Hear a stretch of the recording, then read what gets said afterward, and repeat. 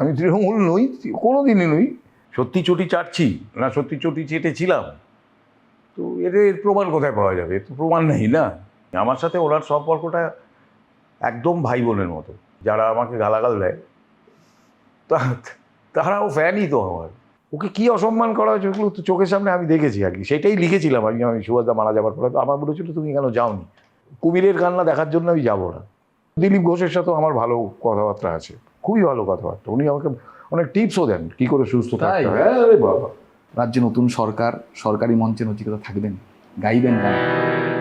রাজা আসে রাজা যায়, সিংহাসন একই থাকে।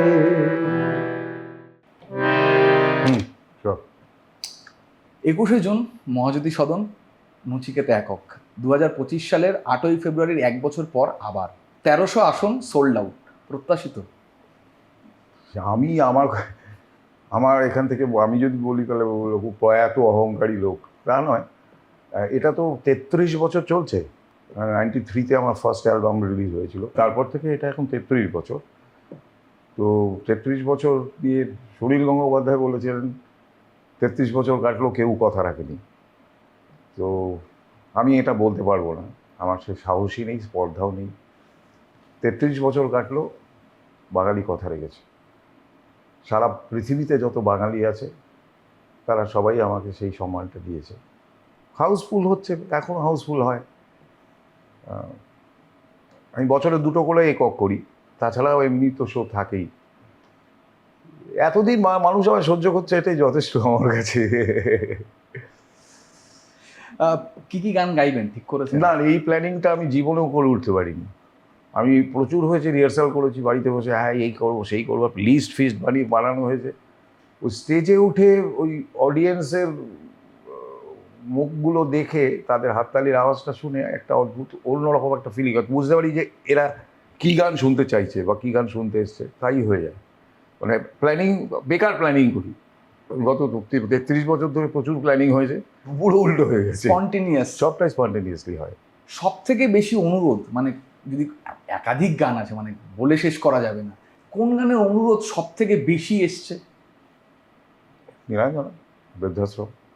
আমি আবার বলছি তো, আমি যদিও ওই প্রাইভেট মার্কসিস্ট, তবুও বলছি আর কি যে আমি এখন অদৃষ্টবাদে বিশ্বাস করি। আমি এটাও বিশ্বাস করি যে এই যে গান আমি লিখছি, আসলে আমি লিখছি না, এটা আমাকে দিয়ে কেউ লেখাচ্ছে। হ্যাঁ, তোরা বাচ্চা ছেলে, তোদের মনে হয় যায় নচির এখন বুড়ো হয়ে গেছে। বুড়ো না, আমি বুঝতে পারছি যে বৃদ্ধাশ্রম বা যে কোনো গান, যে গানগুলো কালোজয়ী হয়েছে আর কি আমার, সেই গানগুলো একটা 28 বছরের ছেলে প্রতিদিন চুরি যায় মূল্যবোধের সোনার লেখে, একটা ভিড় করেই মার, ওগুলো আমি লিখিনি রে, ভেতরে ভেতরে কেউ লিখিয়েছে আমাকে। এটা তো আপনার বিনয়। সিরিয়াসলি বলছি, বিনয় নয়। মানে আমি আগে ভীষণ অহংকারী লোক ছিলাম, এখন বুঝতে পারি যে সত্যি তো এই লাইনটা কী করে লিখলাম। মানে হয়তো পড়াশুনো করেছি, সে পড়াশোনার রিফ্লেকশন আছে, সবই আছে, কিন্তু তবু ওই 28 বছর বয়সেতে এই গান তৈরি করা কি আমার মৃতদেহে ঝুলবে নোটিশ বোর্ড কর্তৃপক্ষ দায়ী না, এটা বলা তো। যাই হোক, তো বৃদ্ধাশ্রম গানটাও, আমার স্ত্রী তখন প্রেগনেন্ট ছিল আর কি, মানে মানটি হবে তখন। তো ওইখানে তো আমি তো জানি না ছেলে হবে না মেয়ে হবে কী হবে। তো সকালবেলা উঠে পড়তে হবে, আমার ঘুম ভেঙে যেত তখন। সকালবেলা উঠে আমার একটা জায়গা ছিল, ওখানে বসে থাকতাম। মানে বসে বসেই মনে হলো যে আমি না থাকলে আমার স্ত্রীর কী অবস্থা হবে যদি এরকম হয়, বৃদ্ধাশ্রমে পাঠিয়ে দেওয়া হলো বা ও ওই রকমভাবে থাকবে। আমি বৃদ্ধাশ্রম সম্পর্কে একটু শুনেছিলাম যে এরকম বৃদ্ধ বিদ্যালয় ওরকমভাবে থাকে। যারা ওইটাই কল্পনার জাল বলতে বলতে ওখানটায় বুঝি। অ্যাকচুয়ালি একটা মজার ঘটনা ঘটেছিল, সেটা হচ্ছে গানটা ওখানে লাস্ট যে জায়গাটায় কনক্লুশন হচ্ছে, সেখানটা গিয়ে একটা অন্য কথা বলা হচ্ছে যে খোকাও এখানে আসবে একদিন হয়তো, তখন থাকবো। মায়ের বোধে খোকাকে চাইছে। হ্যাঁ, তো চাওয়ার জন্য আমাকে অনেকে বলছে, প্রচুর বলদ লোক আছে না আমাদের দেশে, তা মা কি করে তো অভিশাপ দেয় বলে আমি বলবো যে আপনার মাথায় আসলে অভিশাপটাই ঘুরছে। আপনিও চান অভিশাপ দিতে আর কি, আপনি চালাকি হচ্ছেন যাতে ছেলের সামনে ভালো সাধু সাজছেন, যাতে ছেলে আপনাকে খারাপ না ভাবে। মা অভিশাপ দিচ্ছে না, মা একটা সরল বিশ্বাসে বলছে যে এটাই তো নিয়ম, আমি এসছি, আমার ছেলেও আসবে। এটা সরল বিশ্বাস থেকেই সে বলছে আর কি। আপনার ওই প্রতিশোধের ব্যাপারটা আপনার মাথা থেকেই এসছে। গানের মধ্যে এরকম কোনো যে প্রতিশোধের গল্প নেই, কিছুই না আর কি। ওটা ওটা ছেলের সামনে একটু ভালো থাকার চেষ্টা করছে। না আমি এই গান পছন্দ করি না, মা কেন অভিশাপ দেবে? তাহলে মা দেবে না অভিশাপ? মায়ের দেয়ালে পিঠ ঠেকলে মা কেন, যে কোনো একটা পিঁপড়েও দেবে, সেও প্রতিরোধ করবে আর কি। আর যদি প্রতিরোধ না করেন তাহলে বুঝতে হবে যে আপনার মেরুদণ্ডই নেই, তাই না? আর মহিলাদের তো ওরকম একটা পারসেপশন দিয়ে ঢেকে রাখা হয়েছে যে সব স্বর্গ আছে মায়ের পায়ে আর কি, আর বাবার কাছে সম্পত্তি। মাকে স্বর্গ, মাকে দেবী বানিয়ে মায়ের সোশ্যাল অধিকারগুলো কেড়ে নেয় আর কি। মাকে দেবী বানিয়ে দিল কেন বলতো? যাকে মাকে আর পার্সেন্টেজ দিতে না হয় সম্পত্তি, দেবী বানিয়ে দিল আর কি। আচ্ছা, গানের কথা যখন হলো, আমি মানে একাধিক গান আছে, আমি আগেও বললাম। কাটমানি বলে একটা গান লিখেছিলেন, সেখানে কিছু লাইন ছিল, খেয়েছেন যারা কাটমানি দাদারা অথবা দিদিমণি, এসেছে সময় গতিময় দাঁত কেলাতে কেলাতে ফেরত দিন। 2019 সাল, আপনি সম্ভবত পাহাড়ে। এই গান ইউটিউবে আসা মাত্রই আনন্দবাজার অনলাইনে ফার্স্ট লিড আমাদেরই সিনিয়র সহকর্মী জার্নালিস্ট উজ্জ্বল চক্রবর্তী বাই লাইনে বেরোলো লেখাটা। আজ থেকে 7 বছর আগেই তৃণমূল একটা শাসক দল তার ভবিষ্যৎ বলে দিলেন, অথচ নিন্দকরা আপনাকে চটি চাটা বলে। দেখুন,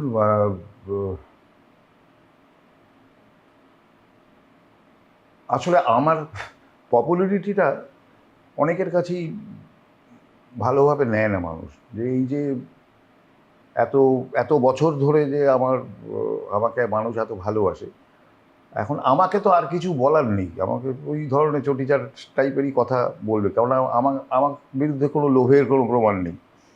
আমাকে কতবার ভোটে দাঁড়াতে বলা হয়েছে? 6 বার। 6 বার। প্রথমবার আমাকে যাদবপুর থেকে দাঁড় করানো হচ্ছিল, আমি বম্বেতে পালিয়ে গেছিলাম। বম্বে পালাইনি, বম্বেতে ছিলাম, প্রার্থী হবেন না বলে বম্বেতে আমি তখন কাটাকুটি বলে একটা ছবির মিউজিক করতে ওখানে চলে গেছিলাম। তো আমার আমি কোনো কমিটিতে নেই, কিছুতে নেই, কোনো রকম আমার কিছু নেয়ার নেই। আমি গান গাই, পয়সা রোজগার করি, লোকে ভালোবেসে দেয়, আমি ওই পয়সাতেই বাঁচি। তাতে কে আমায় কি বললো তাতে কিছু যায় আসে না আমার। আপনি যেটা 7 বছর আগে দেখে দিলেন, সেই প্রশ্নগুলোই তো এখন করছে। এরকম ওই গানেরই আমি পংক্তিগুলো বলছি। এতদিন যারা করেছে সেলাম, ভয়তে থেকেছে বাধ্য গোলাম, এখন তাদের মুখেতে প্রশ্ন, উত্তর আছে কি? আপনি যা বলে গিয়েছিলেন 7 বছর আগে, সেটাই তো এখন মানুষের প্রশ্ন। আমি শুধু এটা নয়, আজ থেকে বহু বছর আগে এমন এমন গানের কথা বলা হয়েছে যেগুলো পরবর্তীকালে সেই জিনিসগুলোই হচ্ছে, এবং খুব বৈধভাবেই হয়েছে সেগুলো। মানুষ খুব আমি এইটাই বুঝতে পারি না মানুষের কাছে, যে 93-তে যখন আমার অ্যালবামটা বেরোলো, এই বেশ ভালো আছি, তো তখন লোকে হাততালি দিয়ে আমাকে নচিকেতা বানালো আর কি, এখনও বানিয়ে রেখেছে। সেই লোকগুলি কি করে পরিবর্তিত হয়ে গেল, সে পরিবর্তিত হয়ে যায় সেই মানুষগুলি, পরে আমার গানের কথার মানে বুঝতে পারে না। তার মানে সেদিন কি বুঝেছিল? আমার মনে হয় সেদিনও বোঝেনি। যাই হোক, এই দ্বন্দ্ব নিয়েই আমাকে সারা জীবন কাটাতে হবে। আমি মানে আপনার থেকে অনুমতি নিয়েই এর সঙ্গে একটা প্রশ্ন অ্যাড অন করছি। সাংবাদিক মহলে এটা একটা শোনা যায় যে যখন এই গান আপনি লিখলেন, বাঁধলেন, সবার কাছে মোটামুটি চলে এলো, তখন মমতা বন্দ্যোপাধ্যায় গানটা যে না তুমি গেও না, এরকম কি কোনো? না না না, এটা কখনোই কোনোদিনই হয়নি। আমার সাথে ওনার সম্পর্কটা একদম ভাই বোনের মতো। মানে ওনার রাজনীতি উনি কী করেন সে তো আমার জানার দরকার নেই, কারণ ওই রাজনীতি করতে যাইনি। হ্যাঁ, আমি গানই গেয়েছি যেহেতু, সুতরাং আমি ওনাকে ওই ব্যাপারে প্রশ্ন করার অধিকারী নই। আমি নাগরিক হিসেবে হয়তো করতে পারি, যে গানের মধ্যে দিয়ে অনেক কিছু বের হয়ে আমার। তো উনি আমাকে কখনো কোথাও কেউই আমাকে কোনোদিন বারণ করেনি। হ্যাঁ, বরং বারণ করেছিল সেই সময়, ওই নন্দীগ্রামের সময় আর কি। মানে ওই সময় যখন আমি কৃষকদের ওপর গুলি চললো, তখন যখন রাস্তায় বেরিয়েছিল, তখন আমার প্রচুর শো ক্যান্সেল করে দেওয়া হয়েছিল। হ্যাঁ, তো তখন আমি একটু মুখোমুখি হয়েছিলাম। তারপরে আর আমাকে আমার গান নিয়ে লোকে প্রশংসাই করেছে, এবং সবাই তো এখন তো মানে ইনফ্যাক্ট আমি তো জানি আর কি, যারা আমাকে গালাগাল দেয় তারাও ফ্যানই তো আমার। তাদের কাছে কিছু নেই আমার বিরুদ্ধে বলার মতো কিছু নেই, সেই জন্য ওইটা বলে আর কি। এখন আমি সত্যি চটি চাটছি না সত্যি চটি চেটেছিলাম, তো এর প্রমাণ কোথায় পাওয়া যাবে? তো প্রমাণ নেই না। আরেকটা প্রশ্ন এইখান থেকেই আমি আপনাকে করতে চাই যে আপনার একটা বক্তব্য মমতা বন্দ্যোপাধ্যায়কে নিয়ে, সেটা ভীষণ মানে চর্চায় ছিল। সেটা হচ্ছে আপনি বলেছিলেন যে আমি লেনিনকে দেখিনি, মমতাকে দেখেছি। পরে অবশ্য অনেকেই মানে মমতা বন্দ্যোপাধ্যায়ের মধ্যে লেনিনকে দেখতে পেয়েছেন বা বলেনও। আধুনিক বামপন্থার প্রয়োজনেই কি এই বক্তব্যটা রেখেছিলেন? এখন আপনি বরাবরই সমাজ সচেতক এবং দর্পণ সমাজে। আমি বামপন্থী, আমি একদম একদম মার্কসিস্ট। আমি প্রাইভেট মার্কসিস্ট, আমার দল নেই, কিন্তু আমি মার্কসিস্ট। আমি মার্কসবাদে বিশ্বাস করি, আমি লেনিনকে বিশ্বাস করি, টু সাম এক্সটেন্ট স্টালিনকেও বিশ্বাস করি একটা জায়গায় অবধি। এরকম একটা নেতা তো খুঁজেই ছিলাম, বললে তো হবে না। আমি লেনিনের মতো একটা নেতা চেয়েছিলাম আমাদের এখানে। তো আমি ওনার মধ্যে ওই কি বলবো, মানুষের প্রতি ভালোবাসা, মানুষের প্রতি আমি তো দেখেছি ওনাকে অনেক কাছ থেকে, আমি বিভিন্ন শোতে তো থেকেছি, পাশে দেখেছি এত রিয়্যাক্ট করেন মানুষের সমস্যায়। আমি দেখেছি, আমি যে কথাটা বলছি সে কথাটা এখনো বলছি, যে হ্যাভ সিন, দেখেছি তার মধ্যেই। আরও একটা গান 2007, তখন ভরা বাম জমানা, বুদ্ধদেব ভট্টাচার্য 235 আসন নিয়ে সরকারে। তখন আপনি লিখলেন আমি মুখ্য সূক্ষ্ম মানুষ। কি বক্তব্য সেই গানের, মানে একেবারে চাচা ছোলা আপনার কলম। আজকে যিনি দক্ষিণেতে কাল তিনি বামের, আজকে যিনি তেরঙ্গাতে কাল ভক্ত রামের। এই যে রেয়াত না করার এই মনন, জেদের নেপথ্য কারণ কি বলুন তো? দেখো, আমি মানে আমি বহু লোকের ভাবনা চিন্তাকে রিপ্রেজেন্ট করি। এটা শুধু আমার এই জেদ বা আমার এই ক্রোধ তা তো নয়। আমি বহু লোকের ক্রোধকে এক জায়গায় জমা করে পুঞ্জীভূত করে তারপরে সেটা গান হয়ে বেরোয়। তো এটা শুধু আমার কথা নয়, কিন্তু যে মুখ্য সূক্ষ্ম মানুষ, ওই গানটা প্রচণ্ড পপুলার গান। প্রত্যেক স্টেজেই আমাকে এটা গাইতে বলার মানুষ আর কি। কিছু কিছু সময় আপনি হয়তো রেগেও গেছেন, আর কত। তো আসলে লোকে নিজে বলতে পারছে না তো এই কথাগুলো, হ্যাঁ, সেই জন্য ভাবে নচিকেতা যদি বলে ভালো হয়। বলেছি, আর খুব একটা খারাপ কথা তো বলিনি। না, আমি জুড়বো খারাপ কথা যখন বললেন। মন্ত্রীরা সব হাতদা আস্তবদের ধারী, তুরুক নাচে মন্ত্রিসভা এখন বাইজি ভারী। এই যে গানের রাষ্ট্রের বিরুদ্ধে এই বিদ্রোহ, কোন তাগিদ থেকে? কারণ আমি যেগুলো দেখতে পেয়েছি, যা দেখতে পাই তোমাদের কাগজেই হেডলাইন্স থাকে আর কি, ওইগুলোই খবর হয় দেখি। আজকে উনি ওখানে, আজকে তিনি এখানে। এই যে এতগুলো মানুষ তাকে কাউকে পছন্দ করে বা কাউকে কোনো একটা আদর্শের ওপর ভিত্তি করে তাকে ভোট দিয়ে জেতায়, তারপরে তারা শিফট করে আর কি। সবটা তো ব্যক্তিগত। একটা রাজনীতিটা তো এখন বেসিক্যালি একটা ব্যবসা হয়ে গেছে। হ্যাঁ, এটা কেরিয়ার আর কি, ব্যবসা আর কি। এখন পলিটিশিয়ান বলে আমার কেরিয়ারটা নষ্ট হয়। আরে তুই পলিটিক্স করতে এসেছিস, তো কেরিয়ার কী করে হয়? হ্যাঁ, honesty is the best policy. আরে অনেস্টি শব্দটা পলিসির সাথে কি করে যায়, তাই না?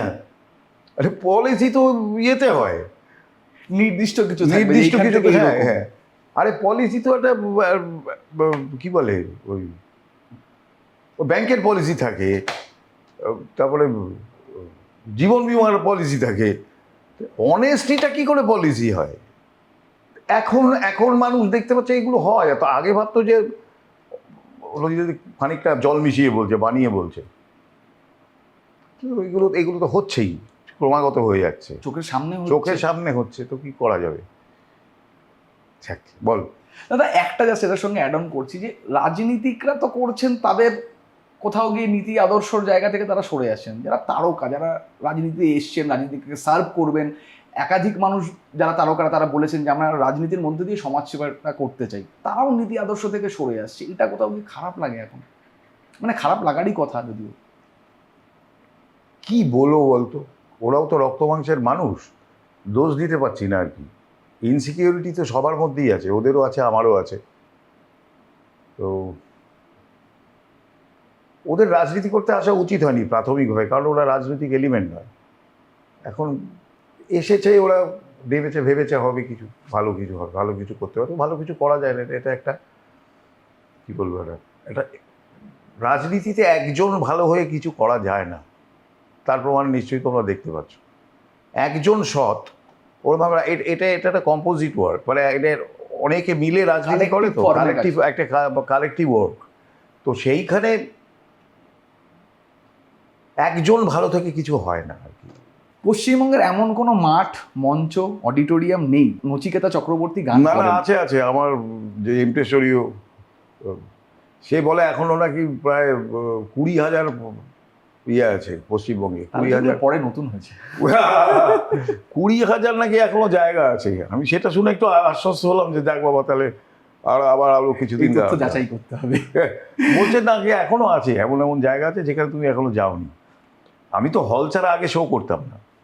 হ্যাঁ, বছর 13-14 আগে আমি প্ল্যান করি যে ঠিক আছে মাঠেও শো করবো, তারপরে মাঠে নামা আর কি। আমি এই জন্য বহু জায়গায় আবার যাওয়া হয়নি যেখানে হল নেই, তো এই সেগুলো করা হচ্ছে আর এখন। উল্টোটাও তো বলতে হবে যে একই জায়গায় কততম বার। সে তো করিস, সে তো প্রচুর। এক একটা হলে প্রায় আমি এই কলকাতা শহরের এবং পার্শ্ববর্তী এখানে এক একটা হলে প্রায় 200-300টা শো করেছি। এবং তখন শো টিকিট কেটে হতো আর কি, মানে এবং হাউসফুল হতো। তখন হাউসফুল হয়, এখনো হয়। আমার কোনো লোভ নেই, তোমরা জানো বোধহয়। আমি লোভটাকে অনেক কষ্টে দমন করে রাখাই, মানে অনেক করেছি আর কি এতদিন ধরে। সব লোভই, কিছুই নেই আমার তো, জানোই তো ফোন আমার কোনো। আর কী বলে, আমি আলু পোস্ত আর ভাত খেতে ভালোবাসি, সুতরাং আমার হোটেলবাজিরও কোনো ব্যাপার নেই। আর ব্র্যান্ডেড জামা কাপড় পরি না, তো সুতরাং আমার কিছু লাগে না, আমার এমনিতেই হয়ে যায়, চলে যায় আর কি। সুতরাং নিজের প্রয়োজনটাকে যদি ছোট করে রাখা যায়, তাহলে একটা মানুষ খুব সুখে থাকতে পারে, ভালো থাকতে পারে আর কি। কিন্তু মানুষ কি সত্যি অল্পেতে খুশি হয়? এখন অল্পের প্রশ্নটা হচ্ছে যে কে কোনটা অল্প ভাবছে। সে তার ট্যালেন্টকে অল্প ভাবতে পারে, যে আমার যোগ্যতা, ট্যালেন্টটা আরেকটু বাড়িয়ে দিই, সেটা সে বাড়ানোর চেষ্টা করবে। টাকা যদি ভাবে যে আমার আরেকটু টাকা, তাহলে একটা শেষ হবে না সেটা। আমি সরাসরি আমার একটা প্রশ্নে, রাজ্যের প্রাক্তন মন্ত্রী, দোর্দণ্ড প্রতাপ সিপিআইএম নেতা সুভাষ চক্রবর্তী সবাই আপনি বক্তা না হয়েও শো স্টপার থেকেছেন। মানে বহু বহু উদাহরণ আছে, আমি সেগুলোতে যাচ্ছি না। সিঙ্গুর নন্দীগ্রাম আন্দোলনের পর মমতা বন্দ্যোপাধ্যায়ের এমন কোনো বড় সভা হয়নি যেখানে আপনি নেই। 21শে জুলাই মানেই গিটার হাতে নচিকেতা আর দিগন্ত রেখা ছোঁয়া জনতায় ভাসছে। একদিন ঝড় থেমে যাবে, পৃথিবী আবার শান্ত হবে। রাজ্যে নতুন সরকার, সরকারি মঞ্চে নচিকেতা থাকবেন, গাইবেন গান। দেখি সরকার আমার প্রতি কি মানে আমার প্রতি কি ধারণা রাখে, বা আমি তো অন্তত এটা তো দেখেছি যে এর আগের সরকার সে আমাকে সেই সম্মানটা দিয়েছে। হ্যাঁ, সব সম্মানটা পাওয়া হয়নি এখনো, কিন্তু ওনার সামর্থ্য অনুযায়ী উনি প্রচুর প্রচুর সম্মান দিয়েছে, বা ওনারা দিয়েছেন, আমাকে সম্মান দিয়েছেন। এবং এমন নয় যে আমি ওটা ডিজার্ভ করি না। আপনি ডিজার্ভ করেন, বরং অনেকটা হয়তো পরে এলো। হ্যাঁ হ্যাঁ, কারণ সরকার তো এসছে অনেক পরে, আমি তো তার আগে থেকেই নচিকেতা। সুতরাং আমি ডিজার্ভ করি না, এটা বলে কোনো লাভ নেই, আমিই ডিজার্ভ করি। মানে নতুন সরকারের থেকে আপনি এক্সপেক্ট করেন, তার কারণ আপনি রিজার্ভ করেন। আমি যদি ডিজার্ভ করি তাহলে আমি এক্সপেক্ট করি, আর যদি ওনারা মনে করেন যে আমি ডিজার্ভ করি না, তাহলে এক্সপেক্টও করি না। সুভাষ চক্রবর্তীর যেহেতু প্রসঙ্গটা এলোই, মানে সুভাষ চক্রবর্তীর সঙ্গে আপনার সম্পর্ক তো মানে সর্বজন বিদিত, কেমন ছিলেন? এক কথায় তো সুভাষদাকে অ্যানালিসিসই করা যাবে না, বলাই যাবে না সুভাষদাকে নিয়ে। আমি একটা লেখা লিখেছিলাম তোমাদের কাগজে সুভাষদা মারা যাওয়ার পরে, যে সুভাষদা জিতে গেলেন। আমাকে উৎসাহ দেওয়ার পেছনে সুভাষদা একটা বড় ভূমিকা। মানে আমি যখন ওই ধরনের গান গাইছি, শুরু করেছি, তো সুভাষদা তো হয় না যে কাঁধে হাত রেখে ফেললো, ওইরকম একটা ব্যাপার ছিল। নচির জিত আমার জিত, এরকম একটা হবে, এরকম একটা জায়গা করতে হবে। এবং সেই জন্য আমাকে সুযোগ দেওয়া হয়েছে। আমার 2টো গান গাইতে দেওয়া হয়েছিল, মানে ওই গঙ্গাবক্ষে যেটা হয়েছিল, ওটাই আমার প্রথম শো সুভাষদাকে। তো ওই 2টো গান, আমাকে 2টো গান গাইতে দেয়নি আমার। মানে সুভাষদা বলেছে 2টার বেশি পারবি না। 9খানা গান গিয়েছিল, তখনও নামতে দিচ্ছে না লোকে। তার পেছনে তো বিশাল বিশাল আর্টিস্টরা রয়েছে। ওই দিনকে সুভাষদাকে প্রাউড। তারপরে আমি যখন সল্টলেক স্টেডিয়ামে 40,000 লোক চোর চোর চোর করে আগুন জ্বালিয়ে করলো আর কি, ওই সময়টা সুভাষদাকে দেখেছি। মানে সুভাষদার ইমোশনাল লোক ছিলেন তো, কথায় কথায় চোখে জলে সে তো দেখতাম। আমি গাইছি আর ও সুভাষদা ওই গ্রাউন্ডটা হাঁটছে, লোক একজনের ইয়ে হাঁটছে আর বলছে দেখ কি বুদ্ধি রাখে, দেখ ছেলেটা এই দিকে ফিরে গাইছিল, আবার ঘুরে গেল ওই দিকে। মানে আমার জয়ের মানে সুভাষদাকে আমি দেখাতে পেরেছিলাম যে ওই জায়গাটা না। তারপর সুভাষদা প্রচুর জ্বালিয়েওছে আমাকে, সেটা আমাদের একটা বাবা ছেলে টাইপের সম্পর্ক ছিল। ঝগড়া হতো, প্রচুর ঝগড়া হতো আমাদের যে কোনো বিষয় নিয়ে। আগে তো শুরু হতো, একদিনকে ট্রেনে করে যাচ্ছি কোথাও একটা, মানে সুভাষদাই নিয়ে যাচ্ছে কোথাও একটা শো করাতে, বাঁকুড়া না বীরভূম। রাত্রেবেলা দেখি, তখন তো বাচ্চা ছেলে, আমার 28 বছর বয়স এরকম, দেখি একটা বই পড়ছে ইয়েতে, ট্রেনের মধ্যে, ওনার কূপে। কী পড়ছেন? গেছি দেখি চৈতন্যদেব পড়ছেন। আপনি আমরা তখন তো কী বলবো, বারুদ দিয়ে দাঁত মাজা বিপ্লবী তো না আমরা। মানে সুভাষ চক্রবর্তী চৈতন্যদেবের বই পড়ছেন চৈতন্যদেব নিয়ে, তা আপনি এটা পড়ছেন সব বুর্জোয়া কালচার? তাহলে তো বলছে, শোন, চৈতন্যদেব ভারতবর্ষের প্রথম কমিউনিস্ট মুভমেন্ট করেছিলেন। ওই মুভমেন্টটা কমিউনিস্ট মুভমেন্ট অ্যাকচুয়ালি। এটা কি সুফি আন্দোলনের কনটেক্সটে? ইয়াস। তারপরে এটা বুঝতে আমার বয়স লেগেছে, সময় লেগেছে। একটা জিনিস আমার খুব ভালো লেগেছে, এটা রমলাদি সম্পর্কে বলছি, মানে সুভাষদার স্ত্রী। তো আমরা তো ওয়ান ম্যান ডগ ছিলাম, সুভাষদা ছাড়া আর কাউকে চিন্তামও না, চাইতামও না চিনতে। দরকারই নেই। সুভাষদার সাথে ব্যক্তিগত সম্পর্ক ছিল। সকালবেলা আমি একটা লুঙ্গি পরে গিয়ে হাজির হলাম, ও লুঙ্গি পরে, সুভাষদা লুঙ্গি পরে আয় বয় এরম। তো তখন আমি স্টার, মানে বাডিং স্টার। তো এরকম একটা সম্পর্ক ছিল। তো সুভাষদার স্ত্রী রমলাদির সাথে আমার ইন্টারাকশন খুব একটা বেশি ছিল তা তো নয়। তো দেখলাম একটা ইন্টারভিউতে রমলাদি বলছেন, রমলাদিকে বলছে, খোঁচাচ্ছে তোদের মতো সাংবাদিক আর কি, তুই নোস হয়তো ওইরকম আর কি, খোঁচাচ্ছে নচিকেতা বিশ্বাসঘাতক, হ্যাঁ সুভাষদার ঋণ শোধ করবে, এটা বলছে আর কি। রমলাদি বললেন, মানে আমি মানে এই জন্যই রমলাদি আর কি, এত বছর সুভাষদার সাথে থাকা একটা লোক, কিছু মানে সে যে হ্যাঁ অন্তঃসার শূন্য হবে সে তো হতে পারে না। সে তখন বলছি কিসের বিশ্বাসঘাতক, নচিকেতা যা করেছে নচিকেতা ট্যালেন্টে করেছে। সুভাষদার আশেপাশে তো প্রচুর অনেক ওরকম লোক ছিল, তো সবাই তো নচিকেতা হলো না। নচিকেতা যোগ্যতাতে নচিকেতা হয়েছে। মানে এটা শুনে এত ভালো লেগেছে আমার রমলাদি। যেটা পরবর্তী ক্ষেত্রে যখন মমতা বন্দ্যোপাধ্যায় তখন বিরোধী আসনে রয়েছেন, এই সম্পর্কটা কিভাবে বিল্ড আপ হলো? তখন দেখুন শিল্পী, আপনি যে কথাটা বলছিলেন যে শিল্পী, আমি যখন নন্দীগ্রামের বিরুদ্ধে, ওই গভর্নমেন্টের বিরুদ্ধে প্রেস স্টেটমেন্ট দিলাম, অত বড় একটা, তো ওটাতেই একটা ব্যাপার হয়। ও আমাকে তখনকার দিনের গভর্নমেন্ট যে ছিলেন, যারা ছিলেন তারা আমাকে ব্যান করলো আর কি। তারা আমাকে নানা অনুষ্ঠান আটকে দিতে শুরু করলো। তখন আমার সাথে ওনার দেখা হয়, উনি আমার কাছে এসেছিলেন, উনি আমায় রাজনীতি করতে বলেছিলেন। তাই বলেছিলাম আমি দক্ষিণপন্থী রাজনীতি করি না, আমি বামপন্থী। তারপরে এমনি খেলার চলেই বলেছিল যে 21শে জুলাই তুমি একটু আসবে। তারপরে গেলাম, তারপর তো ওটা তো ইয়ে হয়ে গেল, ট্যাগ হয়ে গেল, দেখা নচিকেতা না হলে 21শে জুলাই হবে না আর কি। আমার গান, উনি বক্তৃতা দেবে, এই আমার এর সাথে আমার তৃণমূল হওয়ার কোনো গল্প নেই। আমি তৃণমূল নই, কোনো দিনই নই। ওনার সাথে আবার একটা ব্যক্তিগত ভালো সম্পর্ক, সে তো অনেকের সাথেই থাকতে পারে আমার, হ্যাঁ আছে গো। আমি কিন্তু দিলীপ ঘোষের সাথেও আমার ভালো কথাবার্তা আছে, খুবই ভালো কথাবার্তা। উনি আমাকে অনেক টিপসও দেন কী করে সুস্থ থাকতে হয়। আরে বাবা, যে কী করে হাঁটবে, কী করে হাঁটবেন, এইগুলো কথা সাহেব বলে ডাকে আমার। বিজেপির লোকেরা যদি শোনে হয়তো দিলীপ ঘোষকে কিছু বলবেন। দিলীপ দা এসে পরোয়া করে না, ও অন্য রকমের লোক। আর আমি একজন শিল্পী ভাই, তো বললে হবে না। আমার কোনো রং নেই, আমার কোনো জাত নেই। আমরা শুধু একটু ভালোবাসা চাই, আমাদের একটু ভালোবাসুক, আমাদের সঠিক অ্যাডমায়ার করুক, ওটা পেলেই হবে আর কি।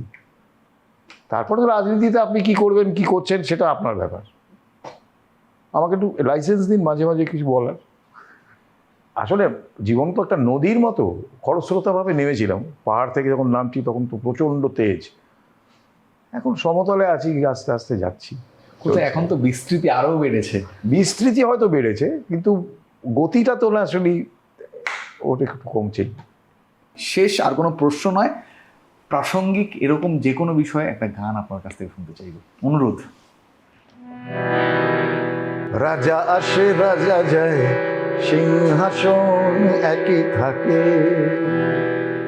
মানুষের খুব একটা পরিবর্তন হয় না, বুঝতে পেরেছিস? আমি পৃথিবীর ইতিহাস ঘেঁটে দেখেছি যে প্রচুর বিপ্লব, ক্রান্তি, অনেক কিছু, রেভলিউশন, অনেক কিছু হয়ে যাওয়ার পরেও মানুষ কিন্তু ওই জায়গাতেই থাকে। অবস্থানের পরিবর্তন হয় হ্যাঁ, না। না, সেটাই।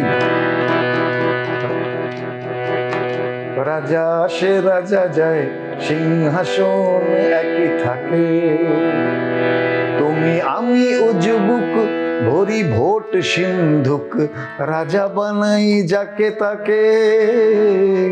রাজা সে রাজা যায়, সিংহাসন একই থাকে। রাজার জন্ম হয় তাদেরই কারখানায়, পুঁজির বিকাশে যারা আঁকে। যাকে রাজা ভাবি ভাই, সে সালা পুঁজির সে পাই, রাজা না দালাল বলে তাকে। রাজা সে রাজা যায়, সিংহাসন একই থাকে।